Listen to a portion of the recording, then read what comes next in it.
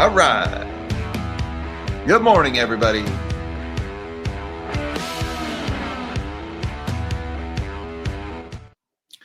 Good morning, all you magnificent melon heads of the world. Happy Thursday, everybody. Today's March 20th, 2025.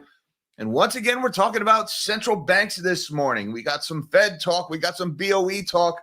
But the more important thing, what I want to talk to you about this morning is the Swiss National Bank. What is going on in Switzerland? Now, every morning, you guys may or may not know, before we do this live stream, I get a phone call from Mish around 8 a.m. Eastern time. We talk about what we've all found. We do our research in the morning. We bring our ideas together, and we put a show together.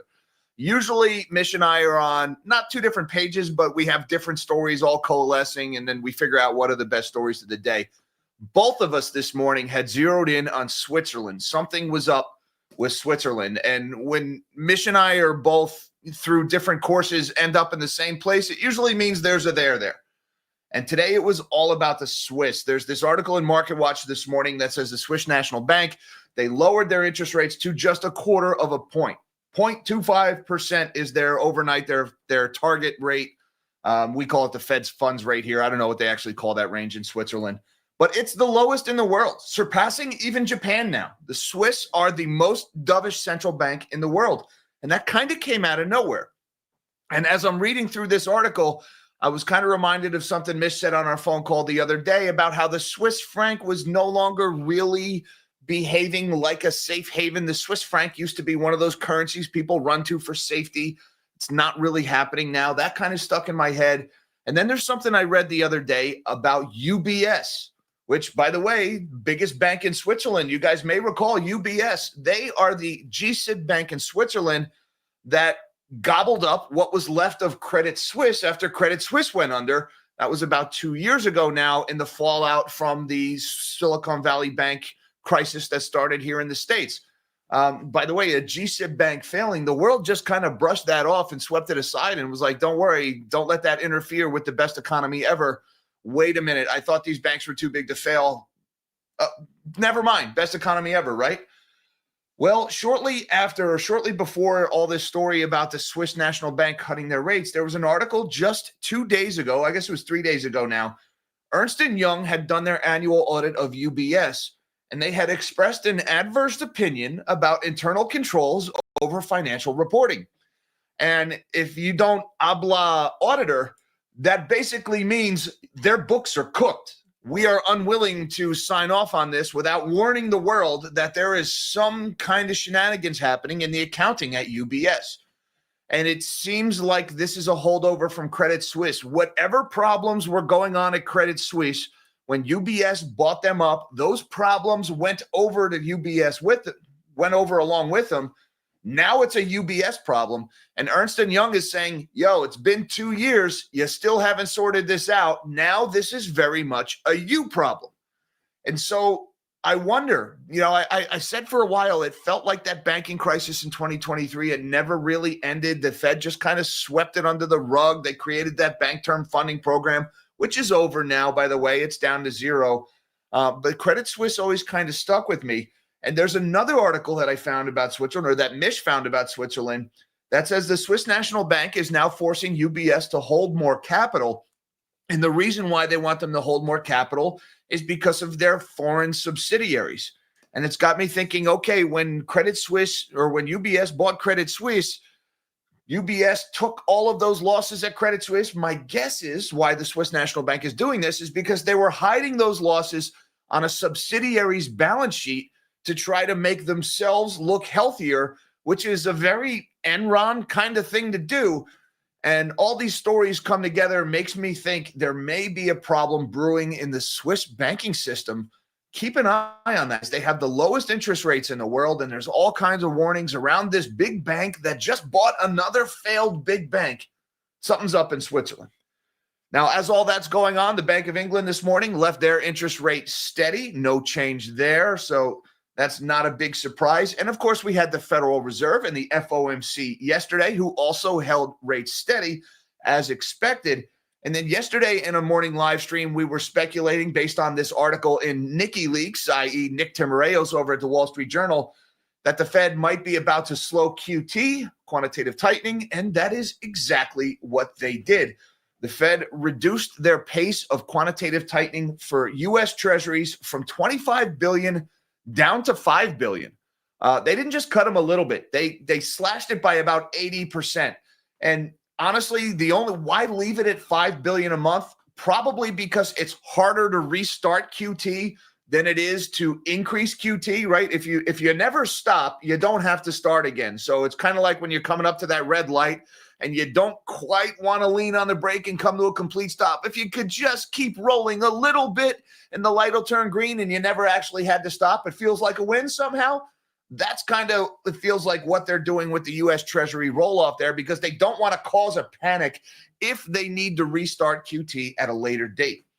Also interesting in that QT is that they left their mortgage-backed securities target alone at $35 billion a month.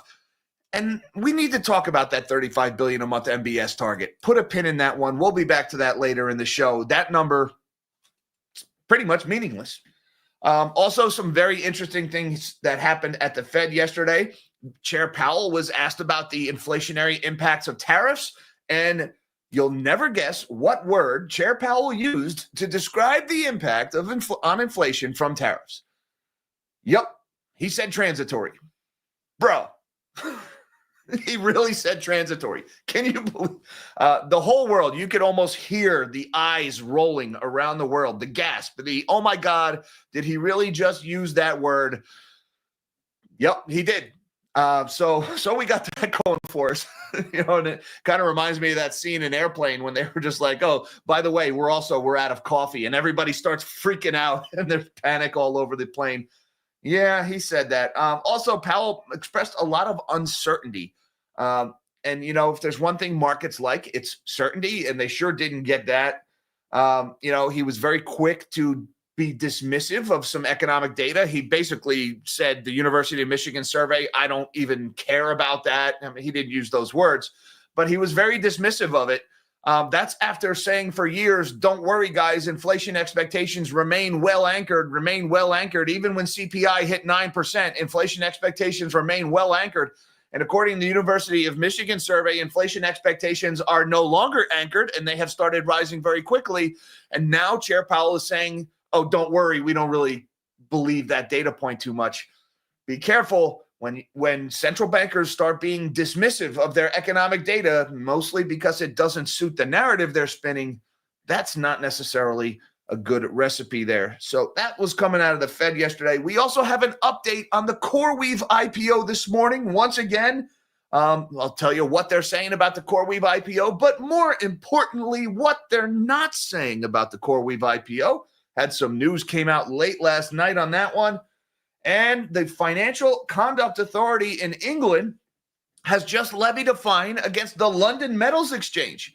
This is interesting. Do you guys remember the nickel fiasco from a few years ago? Remember that Chinese guy who calls himself Big Shot, who went way too short nickel and lost all this money, and the price of nickel was going vertical, and London Metals Exchange says, oh, sorry, guys, we're losing money. Do-over. We are undoing all those trades, $12 billion of trades. Remember that ridiculous episode? Well, after the court said they did nothing wrong, all of a sudden the Financial Conduct Authority says, here's your fine for doing nothing wrong. But you'll never guess what the fine was. A fraction of basically the cost of doing business. That's what it was. What a joke that episode was. It just goes to show you how rigged markets are. We also got some jobless data this morning. Initial and continuing claims came out. A lot to talk about here, guys. Why don't we shrink that big melon of a head? And let's see what's going on in markets this morning. Don't forget that like button for the YouTube algorithm while you're here, and that subscribe button so you can come back and have your coffee with the melon heads, because we do this every day. Right now, the S&P is down about 31 points. It's given back about half of its gains from yesterday. So the market, whatever bounce it got from that mildly dovish Fed press conference yesterday, it seems to have had its effect, and now back to your regularly scheduled sell-off. The Dow is down by 198 points, a little less than 0.5% lower this morning, and the NASDAQ is leading the way lower, 0.7% red. That is off by 140 points. Meanwhile, the DXY is stronger this morning, 103.98, possibly because of those central bank actions overseas. We had a mildly dovish action from the Fed yesterday, and then we had a no move by Japan and a no move by England. That's probably pushing the dollar a little higher here this morning. 103.98, that's up by 51 basis points, putting some downward pressure on asset prices this morning. Looking over at the bond market, we got yields are lower across the board here. The 30-year Treasury, 4.491. That's down by 7.5 points. The 10-year is off by 8 points, 4.176. We got a little bit of a movement to safety going on here. I don't want to say flight. It's not a panic, but these yields are moving this morning. The 2-year, 3.924. That's off by 5.5 points. And the 1 month is unchanged at 4.299. Remember, guys, yields moving lower. That's people bidding up bonds, sending their prices higher. That is people taking refuge on the long end of the yield curve. Looking over at the bond market, we've got gold is a little bit lower this morning. It's off by $14 or about 0.5%. But note the level, $3,033. Gold is down $14, but it's down $14 from a new all-time high that it hit yesterday. So gold is still looking pretty good here. Meanwhile, spot silver is off by 48 cents or 1.4% lower, $33.30 for silver. Copper is off by 0.44% at $5.07. We've got platinum and palladium are both lower by 1% and change. And crude oil essentially unchanged here, down by about 4 cents, 66.87 for May WTI futures. Now, we got a couple of interesting stories going on in the metal space. Mish found this one this morning. People queue up for hours to buy gold as prices surpass $3,900 per tael. That's a weird unit of weight in Vietnam. For the first time. This isn't VN Express. This is a Vietnamese news source, all right? You might be saying, why Vietnam? Well, this is a pretty good, we'll say, metaphor or analogy for consumer behavior in Asia as a whole, which includes, of course, China. And you got people lined up like crazy at jewelry stores in Hanoi and Ho Chi Minh City to try to buy gold jewelry. This shows retail gold buying is picking up steam in Asia, and that is very bullish for gold prices. Now, while all that's going on, we've got gold near all-time highs. We've also got copper near all-time highs here. Now, this is interesting because copper is typically viewed as a barometer for economic health. And I think we can all agree the whole economic thing not really healthy right now. Copper settles near record high. Why it's not a great economic indicator anymore. Price tops $5 a pound to trade near a record high. President Donald Trump's trade war may be setting Dr. Copper up for a malpractice suit. I like what you did there. The industrial metal, whose nickname comes from its talent to help gauge economic health, settled above $5 a pound Tuesday on the COMEX for the first time since May. Ordinarily, that could suggest an upbeat outlook for the economy, but copper's ability to serve as an economic indicator has been clouded by the trade war sparked by the Trump administration's changing tariff policies. Copper's rise is being driven solely by supply concerns surrounding the potential for universal tariffs to be placed on all imports of copper into the U.S., said Natalie Scott Gray, a senior metals demand analyst at StoneX. The U.S. is heavily reliant on foreign copper, with imports accounting for around 45% of demand. So gold near all-time high, copper near all-time highs. And this really reminded me of this tweet from the Happy Hawaiian that I saw yesterday. Shout out to the Happy Hawaiian on X. I really enjoyed this feed. I don't want to say I've known him. I've never met him, but I have exchanged with him ever since the silver squeeze in 2021. He's got a pretty good feed. This tweet just had me cracking up yesterday. The Happy Hawaiian, he looks at gold and he sees another all-time high. So why is silver down? Well, it must be weak on the industrial side, right? Silver gets half of its demand from industry and half from monetary metals. Well, industry isn't doing well, so that's why silver's not doing well, right? And then you look at copper, which is purely an industrial metal, looking at copper to validate, pumping to near all-time highs. And then the Happy Hawaii ends with, what the hell? Now, besides being hilarious and ironic, the Happy Hawaiian is making a great point here about silver and just how undervalued silver is. Gold, the monetary metal, trading at all-time highs. Copper, the industrial metal, trading at all-time highs because, as that previous article said, we get about half of our copper supply from imports, which are subject to tariffs. So tariffs are driving copper higher. Okay, so what about silver, which is 50% monetary and 50% industrial? Well, silver's not moving. I mean, silver, it's up over the last year, but nowhere near an all-time high. Oh, and by the way, the U.S. gets about 3/4 of its silver from imports, which means we import even more silver than we do copper, which means silver is even more vulnerable to tariffs than copper is. Silver should be outperforming here, and it's not. That either means gold and copper are moving too far too fast, or silver needs to play catch up. Either way, guys, I like the shiny. That is the takeaway from this one. And once again, a shout out to the Happy Hawaiian. Thanks for the laugh yesterday, brother. This was a really good post and a very insightful post as well. Meanwhile, we got Bitcoin is higher this morning, although it's giving up some of those gains. $85,301 is priced on Coinbase. Finally above that 200-day moving average. We've been talking about this red line, the 200-day line, for about a week and a half now. The dovish action by the Fed yesterday was enough to take Bitcoin back up to about 87,000 at one point. We have now given up about half of those gains. But you'll notice if we zoom in on that candle, we did come in and almost touch the 200-day line, caught a little bit of a bounce. So it looks like that support became resistance, and now that resistance may be becoming support again. Signs of life in Bitcoin here. We'll see, though, can we hold that 200-day line if tech starts to sell off again? My guess is probably not. All right, now let's talk about Switzerland here. The world's lowest interest rate no longer belongs to Japan. This one this morning in Market Watch. The world's lowest interest rate is no longer in Japan, but Switzerland, after the Swiss National Bank cut rates by 1/4 point on Thursday. The SNB took its key rate down to 1/4% as inflation in the landlocked country was a paltry 0.3% in February. How can that possibly be true? Sorry, a little tongue-tied this morning.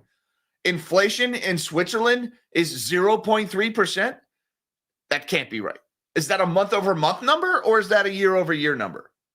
I don't know, but this whole, like, inflation is so low we can lower rates to nothing, having a hard time believing that. I don't shop in Switzerland, ever. I've never been to Switzerland, so I can't really say one way or another, but I'm struggling with that data point there.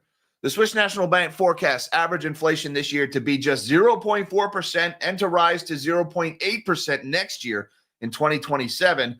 Rigged government statistics for 1,000, Alex. With today's rate adjustment, the Swiss National Bank is ensuring that monetary conditions remain appropriate given the low inflationary pressure and the heightened downside risks to inflation, said the central bank. It warned that increasing trade barriers could lead to a weaker global economy, while a more expansionary fiscal policy in Europe could be stimulatory. And get ready for a lot of stimulatory expansionist policy in Europe, because they're all going to be cutting and printing very soon to cover this military buildup that Europe has going on. So this Swiss National Bank story about interest rates, it got me thinking about this one in Reuters from just a few days ago. UBS auditor warns over banks' financial reporting controls. Guys, an adverse opinion on internal controls of financial reporting. Again, that is auditor speak for these guys are lying about something. Dangerous language here. UBS's auditors have expressed an adverse opinion on the bank's internal controls over its financial reporting for 2024 after it failed to resolve issues related to misstatements inherited from Credit Suisse, the Swiss lender said on Monday.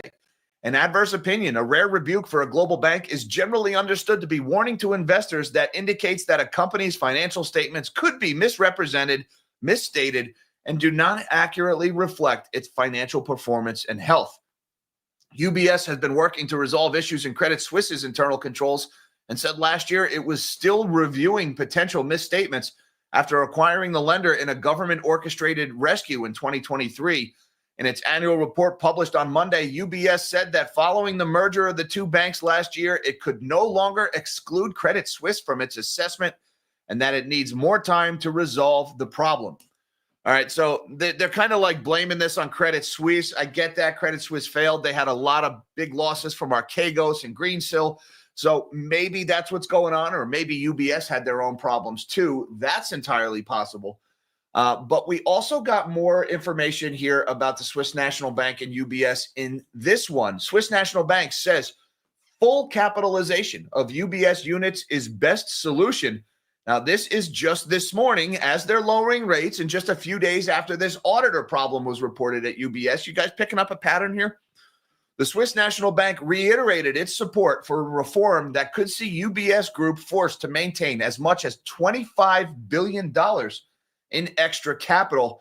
The Swiss government and regulator FINMA are proposing that UBS fully deducts the value of its foreign subsidiaries from the capital of the parent bank, a move that UBS executives hold. So this is interesting, and what I suspect is going on here is the Swiss National Bank is saying you can't just take all the garbage, all the unrealized losses, all the crap startups that aren't worth what you think they're worth. You can't just park all that crap on your Hong Kong subsidiary or your U.S. subsidiary and then not report it or not hold any capital against those potential losses. Nope, you need to fully deduct the value of all of your foreign subsidiaries from your bank's value and then hold capital to offset that. That's a pretty strong reaction here from the Swiss National Bank toward UBS, but it just goes to show you there's still a lot of crap hiding on those Credit Suisse balance sheets that UBS inherited. And guys, that banking crisis from 2023, the same thing going on here in the U.S., right? Bank of America is still sitting on a huge pile of unrealized losses from U.S. treasuries and mortgage-backed securities and commercial mortgage-backed securities. You got the whole private equity industry, the whole commercial real estate industry. They're all playing this game of the floor is price discovery. We've been talking about this for a while. Nobody really knows what all of this stuff is worth, but everybody still acts like it's worth what it was in 2021 when money was flying off the printer like crazy. It is obviously much lower than that. Watch that CoreWeave IPO for a little hint of what this stuff might actually be worth. Meanwhile, we got the Bank of England holds rates steady, sticking with their gradual approach to easing. Not a lot to talk about here. This was widely an expected move, but I think the BOE holding steady while the Fed went a little dovish yesterday. That is why we're seeing the dollar surge a little bit this morning. Also, guys, we're not going to spend too much time on the Fed here this morning, but this Bloomberg article is the headline says it all here. Powell downplays growing risks and sees tariff impact as transitory. Look, both of those things are like WTF moments for Powell. Like, hey, does anybody remember 2021 and the last time we used the word transitory? Do we really need to spend time on transitory? Do we need to? Have we beaten this horse to death yet? I mean, why don't we just move on? I think let me know in the comments what you think of Powell dusting off his transitory. But I would also say the downplaying of growing risks, the downplaying of those consumer sentiment surveys. Be careful of that. Not trusting your instrumentation has been a major factor in every major human disaster, man-made disaster throughout history. There has been some degree of some guy in a control room or at the helm somewhere not believing what his instruments were telling him. Powell is repeating that mother of all human screw-ups. Now, we got this one in Market Watch about the Fed. Here's the real reason stocks rose after the do-nothing Fed meeting yesterday. I agree with the sentiment in this article here. This is talking about a Fed guy on Twitter, Joe Wang. Wang wrote in a newsletter who said basically it was the Fed tapering its bond selling program called quantitative tightening. That's what sparked the market rally yesterday. I agree with that sentiment. The Fed's actions are tied to the debt ceiling, which has to get raised by August. As the debt ceiling approaches, the Treasury spends down the money it has in the Treasury's general account, which right now has over $500 billion in it. That money goes into the banking sector. So far, no problem. This is kind of what we were talking about with that Nick Timoreos article yesterday. The problem arises when finally the debt ceiling is resolved. That's when what happens is the government suddenly issues a whole bunch of new debt in the short window to try to rebuild the Treasury general account. They start borrowing money like crazy. That movement is going to represent a huge sucking sound of liquidity out of the banking sector and into the Treasury general account. With bank reserve levels already low, the concern is that a huge movement of a few $100 billion out of the commercial bank accounts might lead to friction. So the Fed tapered QT from $25 billion a month to $5 billion a month, which Wang says was a huge move. Now, I agree. That was a very big move. Leaving that $5 billion a month in there, that's just so they don't have to come to a complete stop, so they can spin it back up if they ever need to. Now, that was the U.S. Treasuries. They cut their holdings, or they cut their runoff of U.S. Treasuries by 80%, but they left their mortgage-backed securities target at $35 billion a month in QT. Now, that's important here, guys, because this is showing the Fed's holdings of mortgage-backed securities going all the way back to the start of this ridiculous exercise in the middle or beginning of 2022, right? March of 2022 was when they started. The MBS was flat for a little while, and then it started going down. Now, here's the thing. If you average this out, the Federal Reserve, their target this whole time has been $35 billion a month of mortgage-backed securities that they were going to roll off their balance sheet, either sell or just let them mature and not buy new ones. The problem is the mortgage market has been so illiquid because the housing market is frozen, and the Fed doesn't want to actively sell these mortgage bonds directly into the market. They'd much rather just let them roll off. And so the Fed hasn't been able to hit their $35 billion target for MBS roll-off not once since they started this whole exercise in 2022. They've actually only averaged about $15 billion a month when their target has been $35 billion. Now, why would the Fed do that? Why would they have this target that they can't get anywhere near? Because the Fed knows if they actually sell their MBS, that it's going to drive those prices sharply lower, and it might cause problems in the housing market. In other words, the floor is price discovery. We can't actually sell this stuff because we're afraid of finding out what it's worth. And so while everybody was focusing on the reduction in QT yesterday and saying we're going from 25 down to 5 billion, we don't want to have a liquidity event, I get that. Nobody is asking the Fed about their MBS runoff. And why is the MBS market so fragile that you are only going to run at half of your target range for 2.5 years without even acknowledging that this is going on? Guys, there's big problems in mortgage finance that the world is just pretending aren't there. And all you housing bulls, you guys have been gloating about how many doors you own. There's foreclosure bans. There's all kinds of stuff going on. This is also among them. All the things we're doing to prevent houses from going down in value. Gotta love it. And speaking of the floor's price discovery, exclusive CoreWeave to ask for $47 to $55 billion per share in IPO, sources say. By the way, this was not a Reuters exclusive. This was a Financial Times exclusive. I don't know why Reuters is claiming this was their story. The Times was the first to run with it, although the Times is paywalled, so I got to go with the Reuters article. The interesting thing here, CoreWeave, the artificial intelligence startup backed by NVIDIA, is planning to ask investors for $47 to $55 for each of its shares when it begins marketing its initial public offering this week. People familiar with the matter said. The price range, which has not been previously reported, would translate to an offering of $2.3 billion to $2.7 billion for CoreWeave, the sources said, requesting anonymity as the discussions are confidential. Now, this is interesting, all right? Forget the share price, right? You notice the title. They're like, oh, $47 to $55 per share. That's the big takeaway. No, that is not the big takeaway from this article. The big takeaway is CoreWeave's IPO is now going to be $2.3 to $2.7 billion. Up to yesterday, CoreWeave's IPO was supposed to be a $4 billion IPO. They were trying to raise $4 billion at a $35 billion valuation. Now, after weeks and weeks of delays and all these articles about CoreWeave and made people even worrying, will the CoreWeave IPO even happen? People starting to get worried. Maybe the market has no appetite for this.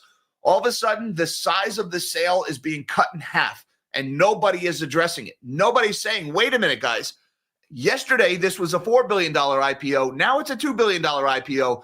What happened? I'll tell you what happened. The people that are behind this IPO are terrified of finding out that the market doesn't have an appetite for this garbage. And if that happens, all of a sudden, the investment capital stops flowing into this AI bubble. And without investment capital, this whole wheel stops spinning. And all of a sudden, we find out none of these companies never made any money to begin with. All of these companies start going bankrupt, and the scramble to buy as many chips as you can get your hands on, phase 3 profit, all that stops. CoreWeave IPO is going to be a very important event. And if this doesn't go well, this will be the pin that pops the AI bubble. And the fact that they're cutting the size of it tells me they're worried about the same thing I'm pointing out. And the fact that they won't talk about why they just lowered it from 4 billion to 2 billion tells me they're really worried about that. CoreWeave IPO is the pin that pops this bubble. Mark my words. And we've got this one today. The FCA fines the London Metals Exchange £9.2 million for failings during the nickel crisis. Look, guys, we talked about the nickel story. If you're not familiar with this one from a few years ago, one guy made a huge bet. That bet blew up. It was in the wrong way. That guy stood to lose so much money that the London Metals Exchange was threatening to go under because they were on the hook for all the losses that he couldn't handle. And so they just rigged the market. They just undid the trades. People who thought they had billions of dollars in profits from their nickel buys instead got their original investment back because I don't know why. Somehow that was determined to be legal. The Financial Conduct Authority, however, fined the London Metals Exchange £9.2 million for having inadequate systems and controls to deal with a massive short squeeze in the nickel market in 2022. The fine is the first enforcement action the FCA has ever taken against a UK exchange. The LME's actions in 2022, when it canceled billions of dollars in nickel trades after prices more than tripled in a few hours of trading, have been the focus of legal action for numerous aggrieved investors, although UK courts have ruled that it acted lawfully. So there's some interesting things here. First of all, this Financial Conduct Authority, this is the first fine ever against a London exchange. What does this Financial Conduct Authority do? Is this the first crime a London-based exchange has ever committed? Really? Keep up the bad work. Second of all, if the UK courts ruled that the LME acted lawfully, then why are they being fined? Why are the first fines in the history of the Financial Conduct Authority being levied against a lawful action? This makes no freaking sense. Although none of this ever made any sense. We all knew this was a ridiculous crime to begin with, and these schmucks are just pretending like it wasn't. Now, the exchange sparked widespread fury by retroactively canceling $12 billion of trades that were booked as prices spiked, arguing that allowing them to stand would have led to the bankruptcy of numerous clearing members and trigger a death spiral through the market.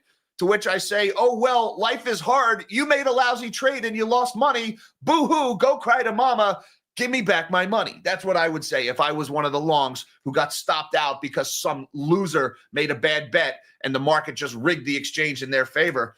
But look at the numbers here, guys. $12 billion of trades were reversed, all right? They stole billions of dollars from people, and the fine, $9.2 million. As my moderator, Mish, pointed out, about 0.1% of the size of the crime. In other words, the fine is really just cost of doing business.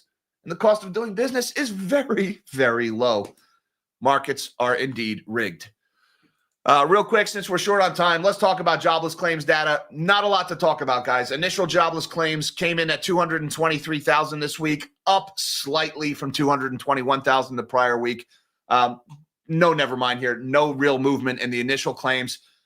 Continuing claims, they were up a little bit here, 1,892,000 for the week ending March 8th. That's up from 1,859.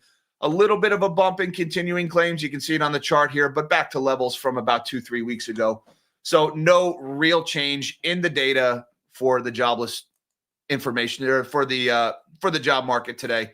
And I just want to say thank you so much to Mr. Armando Reyes. Thank you, Armando, who says, I'm glad we bought everybody's gold and silver over here to the U.S. We might not ever give it back. Ballsy move.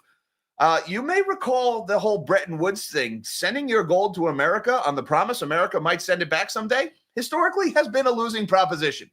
So, yeah, good luck with that. Although, unfortunately, in this occasion, it's not that like Europe isn't sending us their gold on the promise we'll send it back. We're buying it from them. We're buying the gold and we're saying give it to us instead of accepting a paper claim. So, you know, London could always rig the market. They could always just like say, no, we're canceling the trades like they did with nickel. Although you can only do that so many times before people just take their ball and go home and they stop playing in your field because you're a loser and you rig the game when you lose. So, yeah, look, gold flowing back into the U.S. within our borders, I have no problem with that. The longer that goes on, the better, in my opinion.